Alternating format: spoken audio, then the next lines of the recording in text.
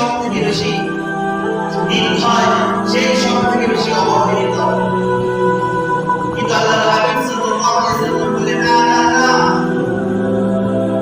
দুনিয়া এবং আখিরাতের মধ্যে ওই ব্যক্তি মিসকিন, ওই ব্যক্তি সব থেকে বেশি এতিম যে ব্যক্তি সে জান্নাতি হয়েও সে জাহান্নামী হবে। কি ব্যাপার? সাহাবায়ে কেরাম আশ্চর্য হয়ে গেলেন যে জান্নাতি ব্যক্তি জাহান্নামী আবার হবে কিভাবে? আল্লাহর হাবিব সাল্লাল্লাহু আলাইহি ওয়াসাল্লাম বলেন,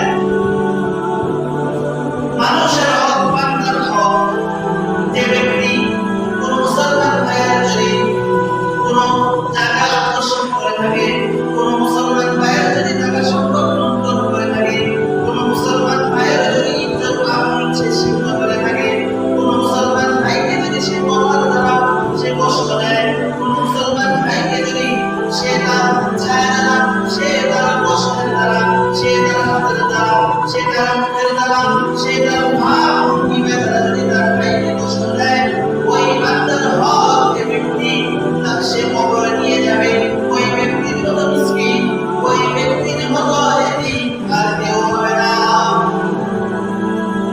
কারণ আল্লাহ রাব্বুল আলামিন বিচার দিলে মালিক ইয়াউমিদ্দিন, ওই দিন আল্লাহ রাব্বুল আলামিন বিচার দিলে বাদশা হবে।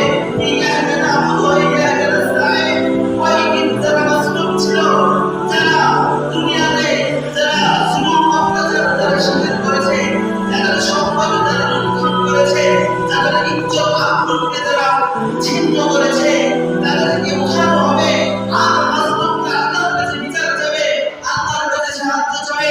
আর আল্লাহ যেহেতু মালিক ইয়াউমিদ্দিন, আমার আল্লাহ যেহেতু ওই দিনের বিচারক হবে, ওই দিনের আদালত হবে, তিনি যেহেতু ওই দিনের ন্যায় করার বাদশা হবে, তিনি বলবে, ওহে বান্দা, আমি তোমাকে শক্তি দিলাম, তোমাকে জ্ঞান